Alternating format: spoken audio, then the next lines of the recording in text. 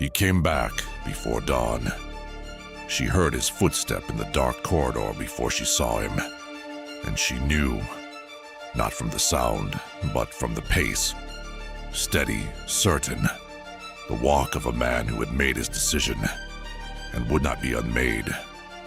He sat beside her in the darkness, said nothing for a long moment, then looked at her directly. "I am not going to pretend I did not hear what you told me." She waited, and I am not going to pretend that what is written on that scroll does not change everything. Still she waited. "So what do we do?" he asked, and for the first time since she had found the scroll, she smiled. They made a plan, quietly, carefully, in the only safe place they had left. The scroll needed to reach the Council of Elders, the only body in all of Egypt with the authority to act on what it contained. But getting it there without the High Priest knowing, that was the problem. The High Priest had eyes everywhere, in every corridor, at every entrance, among every scribe, among every guard, even among the people they thought they could trust. 3 days later, everything changed. The High Priest moved, not toward the scroll, not toward her, toward the pharaoh. He spent 2 hours in the pharaoh's private chamber, alone, with the doors sealed. Nobody knew what was said. But when the doors opened and the High Priest walked out, he did not look like a man who had delivered bad news.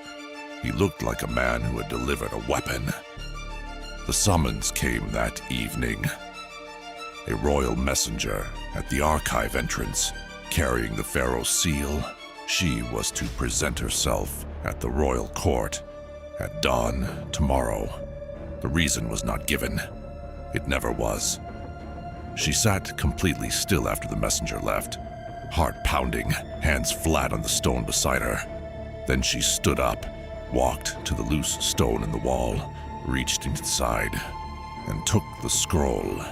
If tomorrow was the end, she wouldn't face it empty-handed.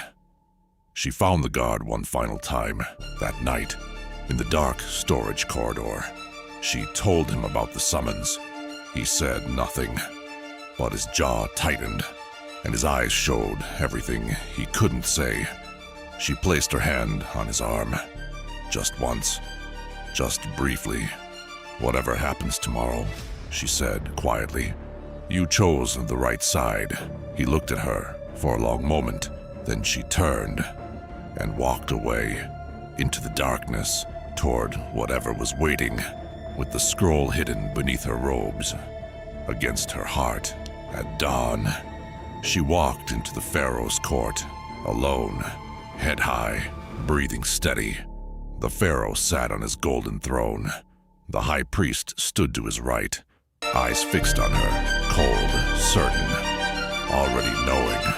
And in that moment, she understood that this was never about the scroll. It was about whether she would speak. Forgotten Legends, The Secret Keeper. Episode 4. Some rooms you walk into, and you know you will not walk out the same.